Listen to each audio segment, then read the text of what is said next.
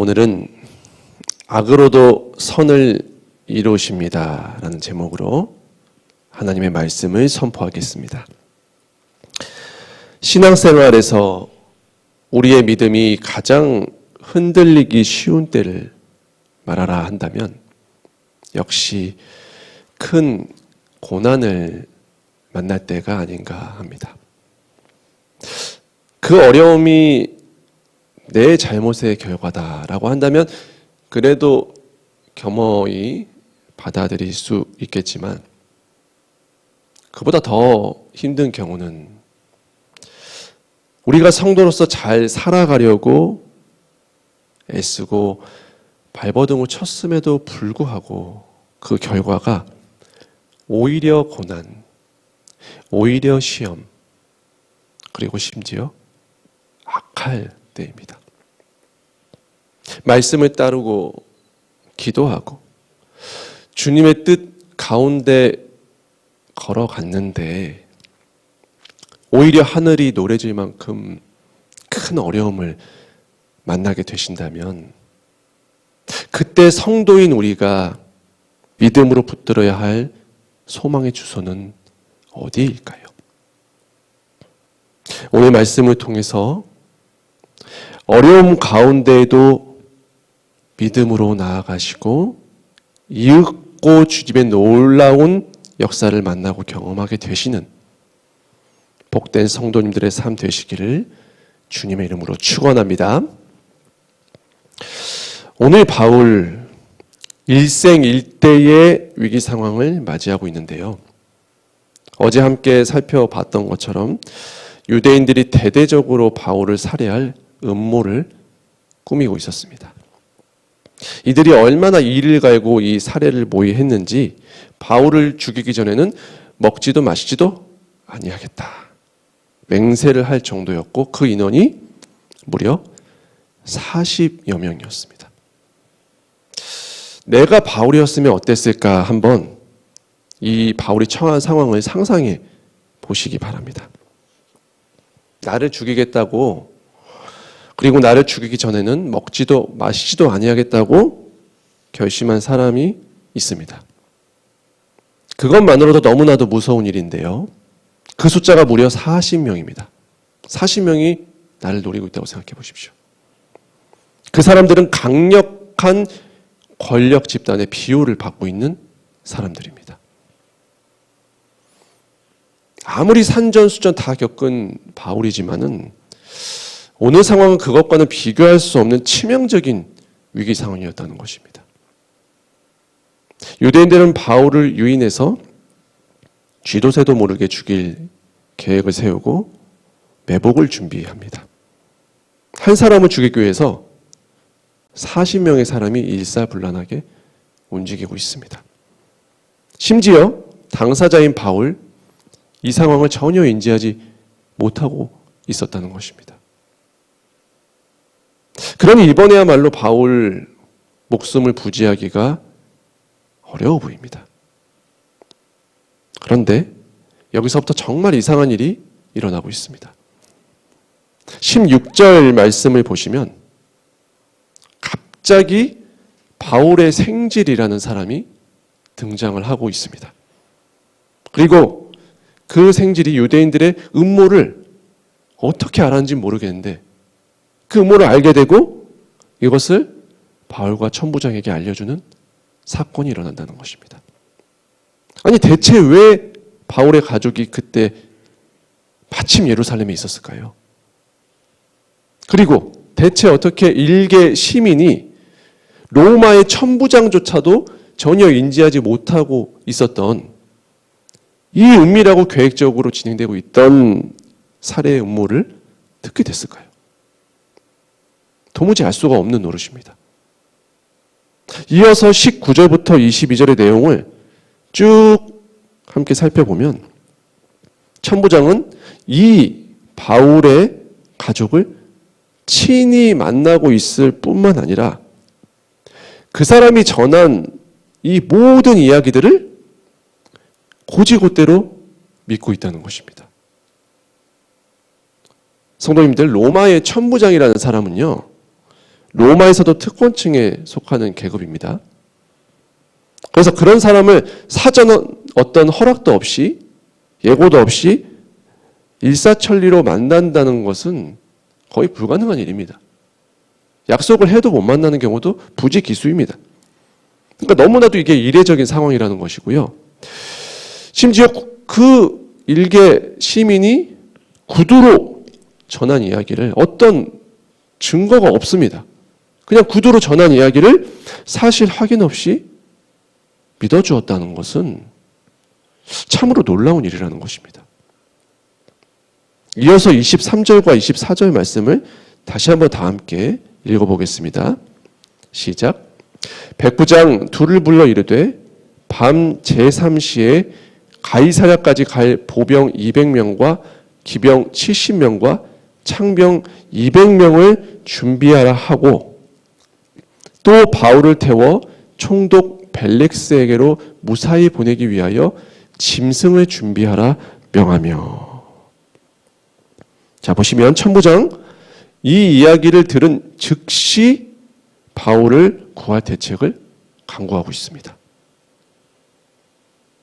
그 숫자가 몇 명이라고요? 보병 200명, 기병 70명, 창병 200명이라는 어마어마한 병력을 준비하고 바울을 데리고 가기 위한 탈 짐승까지 철저하게 준비하고 있다는 것입니다. 그리고 지체하지 않고 가이사랴로 바울을 이송할 준비를 마치고 있습니다. 참 신기한 일들이 연속적으로 일어나고 있다는 것인데요. 이 모든 상황은 사도 바울이 전혀 모르는 가운데 진행되고 있다는 것입니다. 성도님들, 이 모든 것을 볼 때 겉으로 드러나 있지는 않지만 지금 이 모든 상황을 누가 주도하고 계신지가 충분히 느껴지지 않으십니까? 그렇습니다. 지금 하나님의 강력한 오른손이 바울이 처한 악하고 위급한 상황을 어떤 상황으로 바꿔가고 계십니까? 전화위복의 상황으로 바꿔가고 계시다는 것입니다. 뭐가 전화위복일까요? 무엇이 전화위복일까요? 사도 바울이 가이사랴로 간다는 것이 무슨 의미인지를 생각해 볼 필요가 있습니다. 첫째, 바울이 가이사랴로 이동을 한다는 것은 더 이상 신변의 불안을 느끼지 않아도 된다는 것을 의미했습니다. 당시 가이사랴에는 로마군 사령부가 있었고요. 그리고 로마 총독의 관저, 집이 있었습니다. 즉 가이사랴로 바울이 간다는 것은 강력한 로마군의 보호 아래 바울이 있게 된다. 그리고 바울은 로마 시민이기 때문에 더 이상 유대인의 위협에 불안을 느끼지 않을 정도로 신변의 보호를 보장받을 수 있다는 것을 의미했습니다. 그리고 두 번째가 훨씬 더 중요하고 오늘 말씀의 핵심이 되는 것인데요. 둘째, 사도 바울의 가이사랴 이동은 바울의 로마행을 획기적으로 앞당겼다는 것입니다. 획기적으로 앞당겼다는 것입니다. 우리 모두가 잘 아는 것처럼 바울은 로마에 가기를 간절히 바라고 있었습니다. 그리고 그 바울의 로마를 향한 소망은 자기 스스로 품은 것이 아니라 하나님이 그의 마음에 주신 소망이었습니다. 그런데 주님이 이 로마의 소망을 주신 이후에 찾아온 것은 로마로 가는 탄탄대로와 부흥이 아니라 강력한 죽음의 위협이었다는 것입니다. 악한 상황을 만났죠. 하나님의 인도와 말씀을 따라서 주신 소망을 따라가려고 했는데 로마는커녕 인생 최악의 위기를 만난 것입니다. 그런데 오늘 말씀을 보니 그 악한 일의 결과가 어떻게 되고 있다고요, 여러분? 그 악한 일이 계기가 돼서 그 최악의 고난이 발판이 돼서 오히려 하나님의 선하신 뜻이 이루어지고 있다는 것입니다. 바울은 가이사랴로 이송된 후에 비로소 본격적인 로마로의 여정을 떠나게 되었습니다.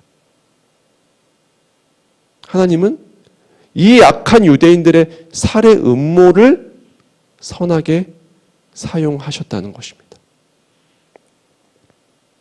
물론 모든 고난이 그런 건 아닙니다. 우리가 만나는 고난 중에는 우리를 죄에서 돌이키시기 위해서 주시는 고난도 있습니다. 하지만 그보다 훨씬 더 많은 경우에 성도에게 내려지는 위기와 고난은 오늘 바울의 상황처럼, 오늘 바울의 겨우처럼 오히려 주님이 이루실 선한 일의 발판이 된다는 것입니다.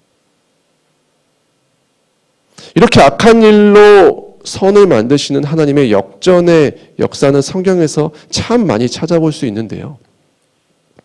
그 중에서도 이것을 가장 잘 보여주는 인물을 말하라 한다면 역시 요셉을 들 수 있을 것입니다. 요셉은 어렸을 때부터 평생 한 번도 겪기 힘든 악한 일, 억울한 일, 절망스러운 일을 연속적으로 만나고 있습니다. 친형제에게 팔려서 노예가 됩니다. 그리고 그곳에서 진실과 정직으로 섬겼지만 오히려 누명을 뒤집어 쓰고 감옥에 들어가게 되죠.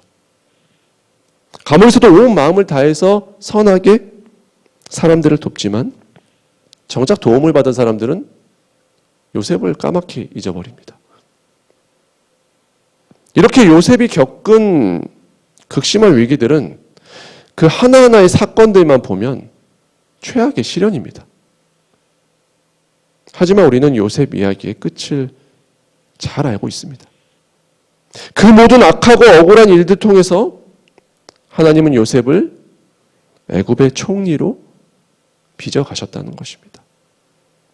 모든 민족, 자신의 모든 민족을 구하고 많은 사람들을 구할 통로가 되게 하셨습니다.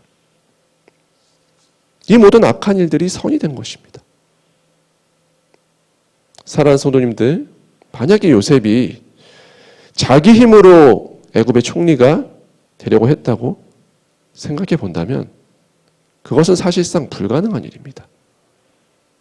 일단 요셉은 애굽의 시민 자격을 얻어야 하고 여러 가지 시험들을 거쳐야 했을 것입니다. 하지만 그런 일반적인 방법으로 시도했을 때 과연 요셉이 그 젊은 나이에 애굽의 총리가 될 수 있었을까요?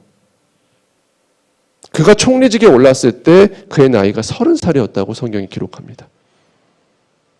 어디서 듣도 보도 못한 유목민 가문의 막내가 어떻게 그 당시 가장 화려한 문명을 이뤘던 애굽의 총리가 될 수 있을까요? 사실상 불가능한 일입니다.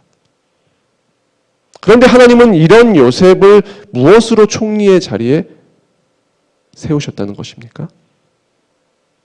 고통과 위기의 과정을 통한 신비스러운 섭리로 그를 총리로 세우시고 많은 사람들을 구하는 통로로 선하게 사용하신 것입니다.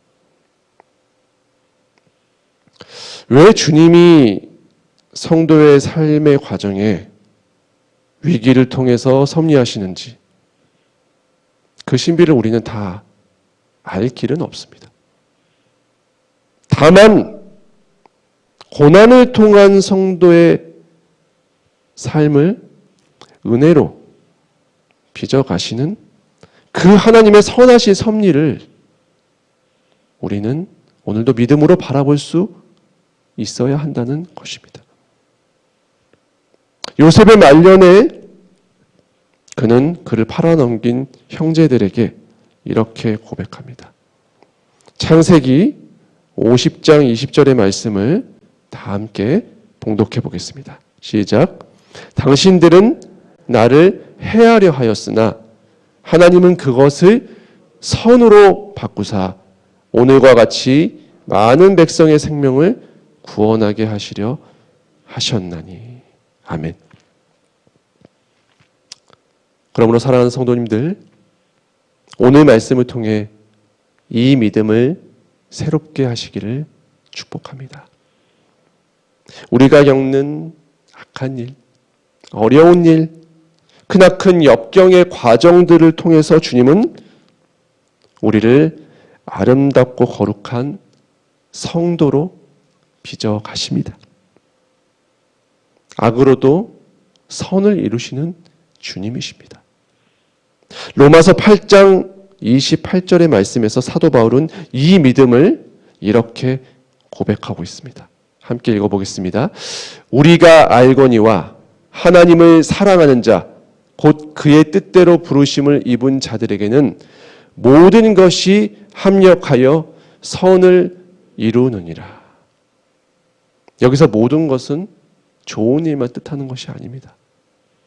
우리 삶에서 일어나는 모든 좋지 않은 일, 우리 눈으로 보기에 좋지 않은 일, 심지어 악한 일들을 통해서도 주님은 그 모든 것을 합력하여 무엇을 이루신다는 것입니까?